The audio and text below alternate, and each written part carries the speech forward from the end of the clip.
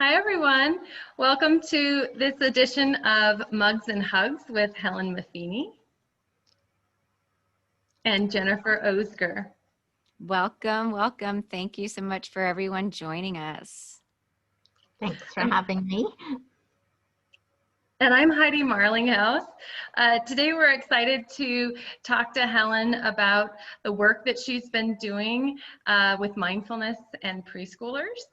And Helen, I'm just going to start off by asking you, if someone was to look you up on the internet, what would they find? I think the first thing they would find is that I'm quite a global person. I've lived in 13 different countries.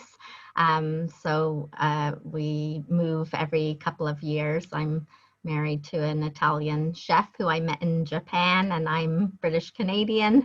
And yeah, I live in Portugal at the moment, but currently in the UK. So I think there's that would be something that pops up. I have a storybook about a snail that carries his home on his back, which is basically my daughter's life, moving around the world. And then the other thing would be my passion for social emotional learning and mindfulness in the preschool kind of age range, but really working with kids of all ranges. I'm sure that would come up as well. Wonderful. And how old is your daughter now? I have two daughters. One is 24 next week. She's living in Prague, and my younger daughter is actually studying the IB program in Denmark at the moment. She's 17. Wonderful. So, getting big. So basically how we do our format is that we have a series of 5 questions that we ask everyone. And what we find is the way the questions are worded, which is some of our passion, is the way you ask a question will really determine the outcome. So we're trying to ask some questions that are broad enough, but also a way to really tease out your passions and your purpose and to just have it unfold. So if you're ready, we're going to just start these fast 5 questions and see what unfolds. Sounds good. Great. All right. So the first one is, what has been one of your proudest moments doing your work, and what would you contribute to that success? I think it would have to be seeing a child putting some of the things that I've taught them in action. Like I can think of a particular situation of a child that was feeling very upset, and then completely on their own, went over and got the Hoberman sphere and started practicing breathing and talking to themselves and calming themselves down. And I think, when I see things like that, where a child is taking it on their own, that makes me very proud and happy, and feels very fulfilling in the work that I do. And I think that comes from just, modeling myself, which I think is really important in the field of SEL, but just, taking the time to spend with children and teach them these skills and integrate it into their daily life and into their daily routines at school. I like that. So what I hear you saying too is that SEL is something that we practice on a daily basis. It's not just something that's on a shelf that you use sometimes and then you put it back. Exactly. I think that's often the case and sometimes that doesn't work very well. But I think if we can, first of all, embrace all these kind of practices ourselves, and then also just incorporate these moments into the school day, as well as maybe some discrete teaching of it as well. But I think it's really the moments that come through in the daily routines that really make a difference to children. Yeah, I fully agree with you, Helen. And I've seen some of your summits, and I've been following you for a while. So I hear that over and over again. And then my experience in the classroom was also that, you know, when I'm authentic, when I'm just being me, the kids resonate with it more. Yeah. And so I always say that, you know, mindfulness practices and SEL practices need to be part of the DNA of who I am, and then they become part of the DNA of the group that I'm with. So whether it be my class or the whole school or my neighborhood, you know, and so it's important, and we know that kids learn through modeling, but we also know that there needs to be explicit instruction as well. If we just leave it to, well, I'm going to behave this way and hope they get it, it's not black and white. It's not, you know, that easy, really. There's a lot that goes with it. So I like to model it, but then I do, like with my own children at home, I do a lot of thinking aloud, right? Yeah, I kind of thinking aloud is talk through good. why I'm behaving this way or what my thoughts are, and it really helps them because they see it's me just being authentic, but then they hear how I came to that instead of just watching the outcome. Yeah, I love that. And for teachers too, to, you know, I mean, it's part of being human to have all these emotions, and we go through good times and bad times. And I think when we share that with the children that we're working with, it's very, very helpful to see, you know, that we're not always going to be happy, that we're going to have struggles, and that's okay as well. And it's how we manage it that's going to determine the outcome, really. So Yeah, and I find that sometimes people think, you know, if you're a mindfulness expert or you're a social emotional learning expert, you should always be happy. And it's like, well, because yeah, I'm mindfulness, I know that's not the case, right? And I can yeah, express when I'm stressed out. Like if I'm starting to snap at my family, I'll go, I'm a little stressed right now. And that's where the snappiness is coming from. It's not necessarily you. It's I got a lot going on. And they get that. And it makes me feel wonderful when my kids say that back to me when they're stressed out and they're able to go, well, Mom, I've got too much work to do right now. I'm stressed out. I'm like, oh, I'm so glad you see that. yeah. Okay, I'll The give you some awareness. space. Yeah. Yeah, so Well, they not only see it, but they can articulate it, right? yeah, yeah, so important. Yeah, it makes me think of you know, when I discovered Thich Nhat Hanh, and his writings and his work has really been helpful for me to realize, you know, kind of what Heidi, you were saying about, like, all emotions, they're neither good nor bad, they just are. And, you know, to anger, to say, oh, it's wrong to be angry, well, let's pause and look into that, and what's the source, and how can I take care of it, you know? So that's been Yeah. very helpful for me in my practice. I think we see, like, a lot of parents, or I'm sure I did this many years ago as well, as, you know, saying things like, don't be sad, and things to their children, and you know, trying to be helpful, but then we have to think about, what is that actually teaching the child, that you're not supposed to feel that way, and things. So language is super important, I think, in how we let all these things come across to the children. Absolutely. So with that, you know, SEL is a really broad spectrum. And so I'm wondering, what are you most passionate about within that today?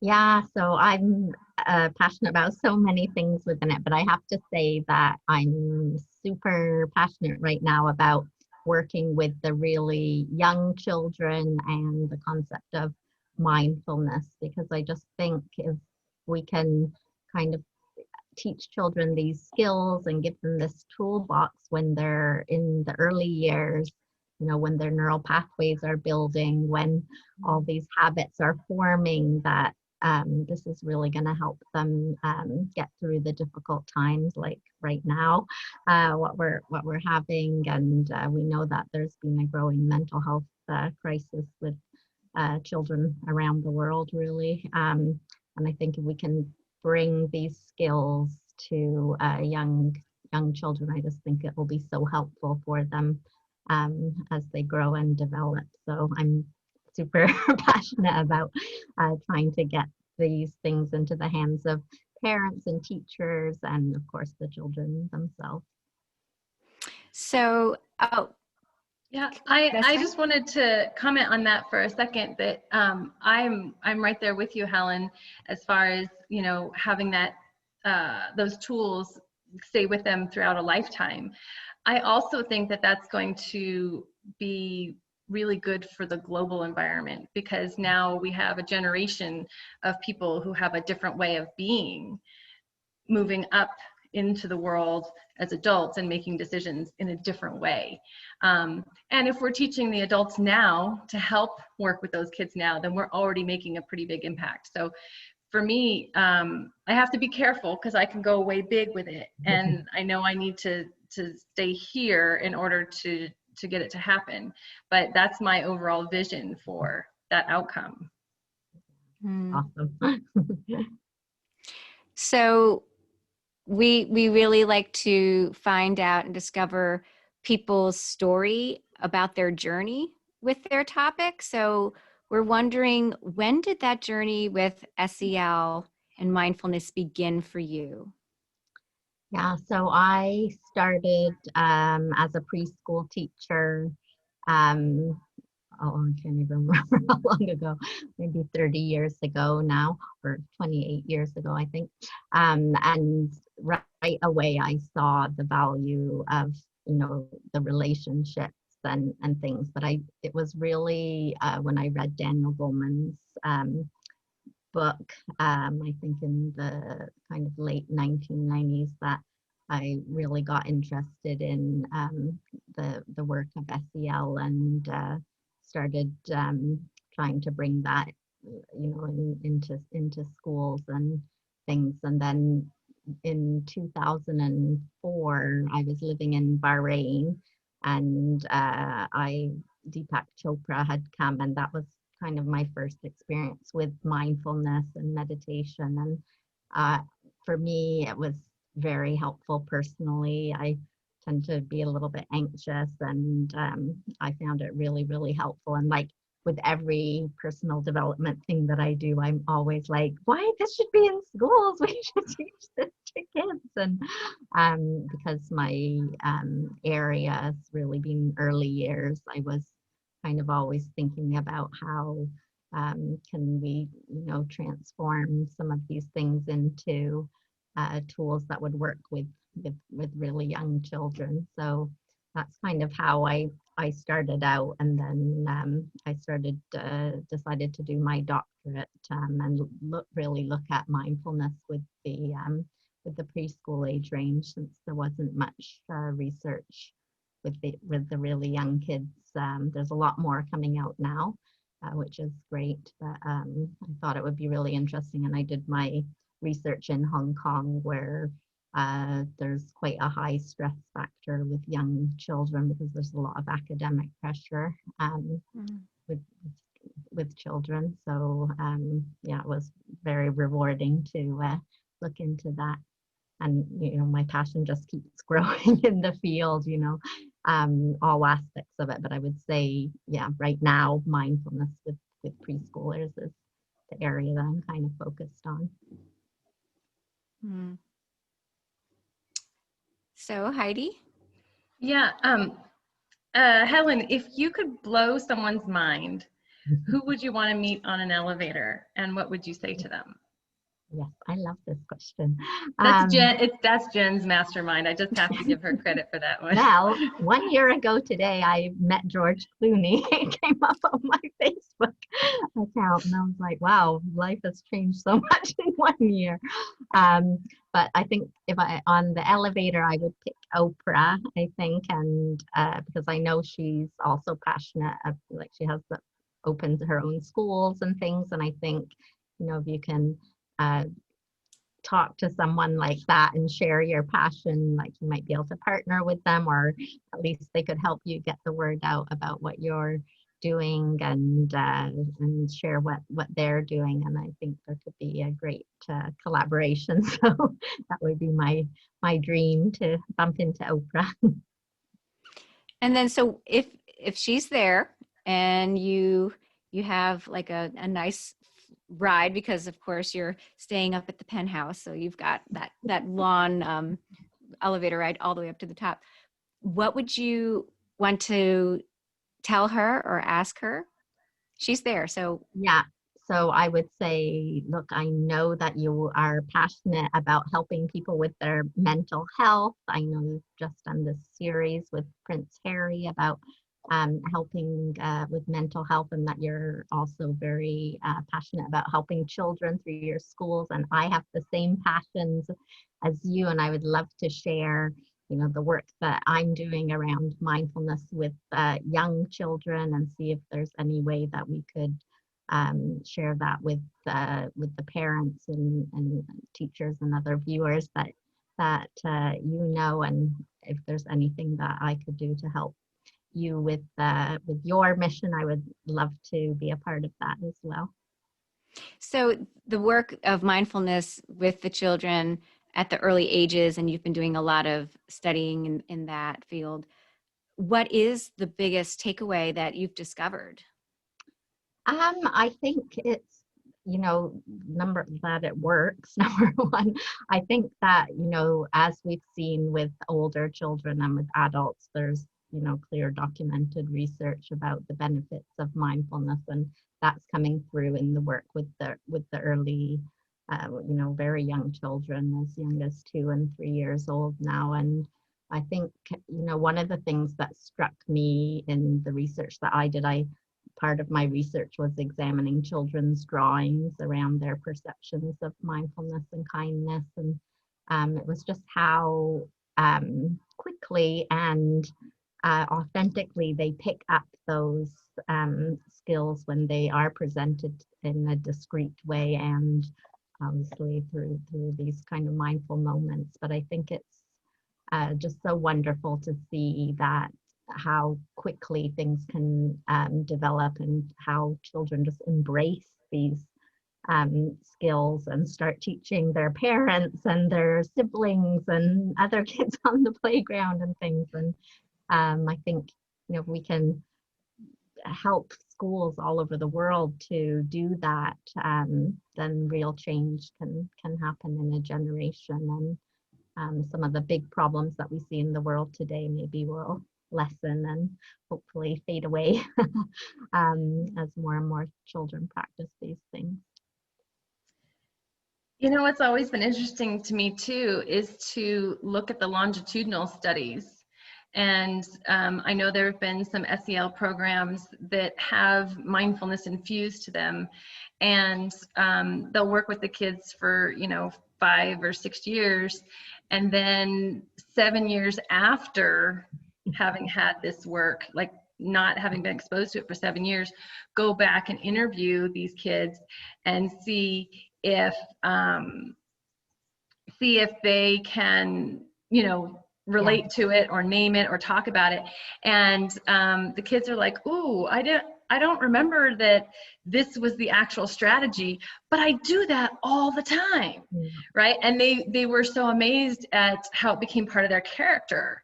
And even some of them, you know, were coming from more rougher neighborhoods or rougher schools, and had said, you know, I have watched my peers get into lots of trouble where I haven't, and I was wondering why I wasn't, but now I see it's because I'm using some of these strategies that I learned back in elementary school, you know, and now I'm like a senior in high school, and I've got a job, and I'm getting ready for college, and I'm the first person going to college in my family, you know, this whole thing. So I love to see that as well, not just in the moment, but that it has a lasting effect. I think it's so important. There's so many like early years studies coming out as well about just general early, you know, about how important it is for children to have that important relationship, and that's good early years provision, which of course I believe includes mindfulness. But I think, you know, when you combine those things, there's really no argument for not putting these things into preschools, and making sure that young children, I mean all children, but especially the youngest children, start off on the right foot and have, you know, programs that really are going to benefit them in the future. And I get really frustrated when I see things like, you know, recess being canceled, or things that we know are good through research for young children.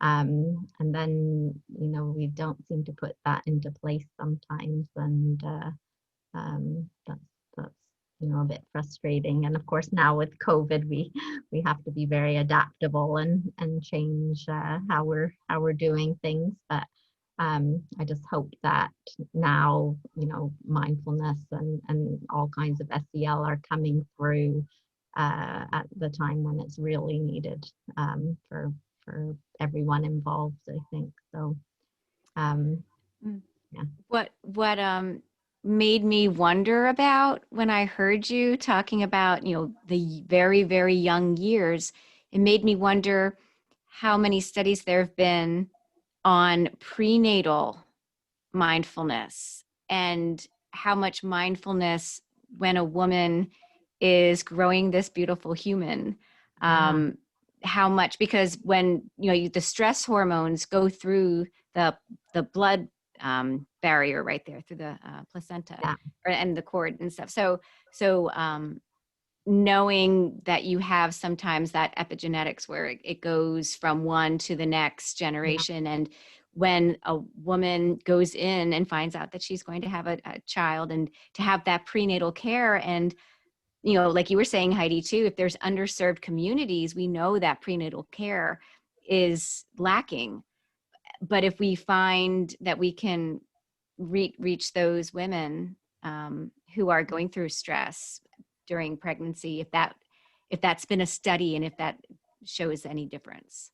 Yeah, that would be really amazing. I think there's so much interesting research coming out. I'm sure someone probably is studying that, and I know they're like studying about babies' brains and how you know, new moms are, when they're distracted on their breastfeeding, but looking at a phone and not having that connection with the child and being present with the child, how it's actually changing babies' brains and things. So I think there is all kinds of research coming out, and we're going to find out more and more about how the good news, I think, is it's, you know, it doesn't take that long to make a positive impact. So, you know, it's never too late to start. Of course, we can start earlier. I think that's great.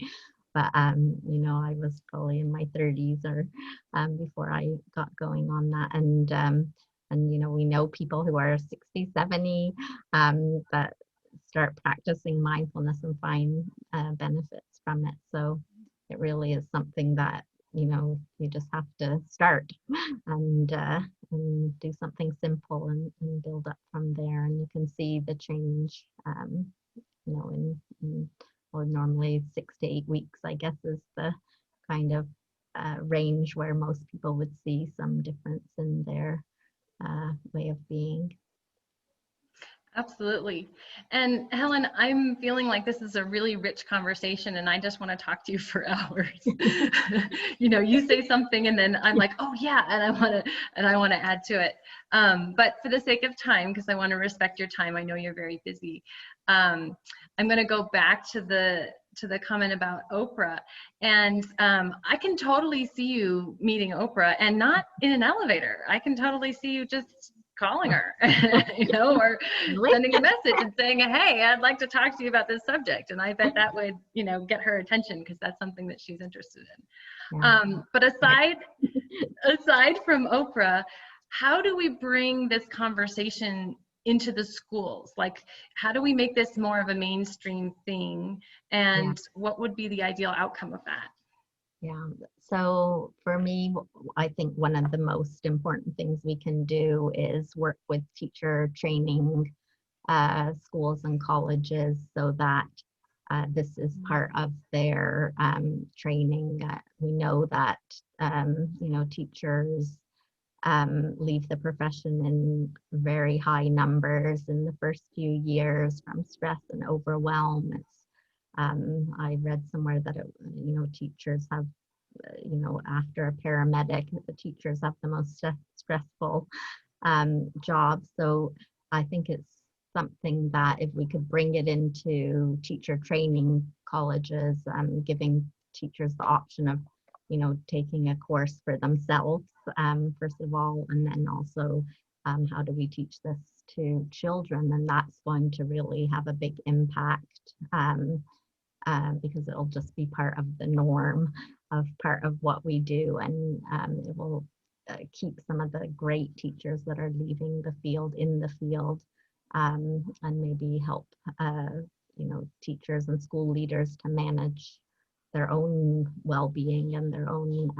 emotions and things. So that for me would be the way to make kind of the biggest impact, is to start with teacher training, and make that part like a core part of training, because I meet teachers so many times who maybe had like 2-hour course on it or nothing, or very little training about the social emotional part of teaching. And I just think it's such a core part of I mean, lots of people who go into teaching have that personality anyways, don't they, of being giving and that connecting and stuff. But I think, yeah, we sometimes we need to explicitly explain things like the language that we use, and just how we can help manage ourselves, and model things for students, and as well as giving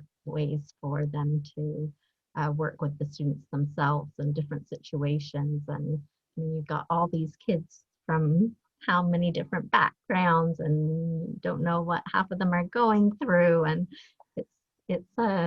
teachers are amazing. Like, I'm just in awe of teachers on a daily basis, because they're really wonderful. And I mean, I always think, teachers who I still remember, particular teachers, and they changed my life, even when I was like my grade 3 teacher.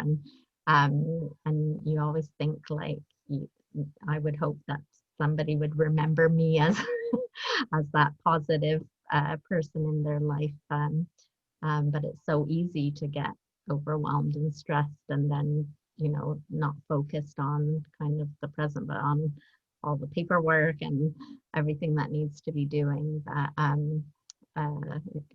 can distract you from why you got into the profession in the first place. So I really think that would make a big impact. And of course, if governments could get on board with making this part of life, not only in schools but in healthcare and the police and all the different services. I think that would be amazing as well. I know the UK is trying to do that at the moment. So yeah, things like that, I think, on a government level, or within big organizations that are training teachers, would be very, very helpful. So when I hear you talk about, taking care of teachers first so that they can spread that out, I envision the whole analogy of putting on the oxygen mask first. Yes, exactly. Fill your cup. Yeah. It's an age-old analogy, and it's true, right? It's not ever going to go away if we don't take care. Those of us in service positions, if we don't take care of ourselves, we've got nothing left to give. Yeah. And it doesn't mean we're being selfish. No. It just means that we're fueling ourselves because we want to give. Yeah, I think it's so important. The self-care aspect is so important, and a lot of people find it hard. They think they're being selfish, like, and parents as well, right? And but really, it's so important. And when you have that self-care, then, as you said, you have something to give, and you're not exhausted and thinking in the past and the future. You can actually then be really present and make a difference to the children. And and the reactions that you have and things are more what you want them to be, I guess, than having to think about, oh, why did I say that, or why did I do that afterwards. And so I think it can be really beneficial for adults, children, pretty much everyone I meet. I'm trying to convince them that mindfulness is something great to try out. Just this morning, I've been, reading past couple of weeks, reconnecting with gratitude and being in the moment, and to understand that self-care can also come in the form of just being in the moment and enjoying things. I was saying to Heidi this morning, my favorite thing has been sitting on my front porch, having my cup of coffee and little breakfast, and reading a book, and oh, there's a little chipmunk. Oh, look at that little spider, and just taking that time and to say to myself, I have the capacity for joy and love, and the more that I do that for myself, then the more I can receive love and joy, and it's just this positive ripple effect. And then when I see that, the negativity just kind of goes away, and then the people who are around me are happier because it's the mirror neurons, and it's just I, especially in these times right now, I make a conscious choice of where I want to put my attention, and I can flip it. I can see that I can flip that switch and say, okay, I'm not going down this road of negativity. I'm going down this road of positivity. So I love that, like that savoring of those little moments. And I started because it's been tough. 2020 has been a tough year, right? And I recently, since I've been in England a few months now, and I was feeling overwhelmed with all these issues with the house and my grandmother, and trying to get her well and stuff. And so I decided, you know what, I used to love making puzzles. So I bought like this really nice puzzle, and in the morning I would sit and look out at the garden and do the puzzle and have my coffee, and it just kind of brought you back to the here and now, and gratefulness and appreciation, as you said, and just taking those moments, I think, especially at the start of the day, kind of make the day start off well, right? Which is very important. So I love that, looking at the little insects and things in your place. That's lovely. So Helen, I'm wondering, what questions do you have for Jen and I? Yeah, so I'm really interested in your work as well. I think it's, we're obviously on the same field. We have the same kind of passion, and I'd love for you guys to come on mine, be on one of the summits, or be a guest on our thing. But I guess the main question I would like to ask you is what is your wish for the future of is a big question for the future of SEL. Like, what would you like to see kind of on a global level in the world of education? Well, I kind of hit on that earlier. I would like to see that SEL is just something that everybody does, that it's just, it's the same as the reading, writing, and arithmetic. I mean, it's just there, and that it's embedded into every lesson. It's not just a 20 minutes a day we're focusing on mindfulness. I mean, I'm okay with the 20 minutes a day to focus on mindfulness, as long as it's also embedded in everything else we do. It's embedded in the language that we use, how we talk to kids, how we talk to each other, and it just becomes part of our DNA, so that gets passed down from generation to generation, but also it spreads from person to person, so that eventually our governments are, talking this way and behaving with, a lot of thoughtfulness and reflection and empathy and self-care. because it's not just giving out, right? It goes both directions. And so that to me, I just see a global shift. I sometimes wonder, looking back at the history of mankind, like there's always been battles over water and over territory, and you know what I mean? So how, am I hoping for something that is inhuman? I don't know. But I do feel like we can do better than where we are today. And I think it starts in the schools. I mean, I could be teaching mindfulness anywhere, but the whole reason I became a teacher is because I wanted to make a difference in the world. And I feel like the schools are the gateway to that. Mm. I love that. Yeah. For me, I think you touched upon that a little bit earlier, Helen, about, you know, when the children learn it at school and then they come home and they talk about it at home, and that it's not just a school thing. It's something that becomes universally part of our culture. And I guess my wish would be that it would result in more authentic, positive regard for each other. You know, we have this election year in the United States, and you know, to have mindful debates and say, that's interesting, that's your perspective. Let me hear more about that. And maybe to understand more about each other, why they feel a certain way. And still honor that people are coming from different places. So I think that would be my wish, is that it elevates the way we connect with one another. Mindful debate. That would be amazing. Yeah, I think, but it's so true that, you know, the empathy, perspective taking is and communication, right? That's what we need to move forward and understand what other people are thinking, and then work together to find a solution that works for everyone. So really love that. So Helen, I know you do a lot in the work of mindfulness, not just hosting summits. You're an author. I know you coach organizations and schools. What is the best way for someone to find you and the work that you do?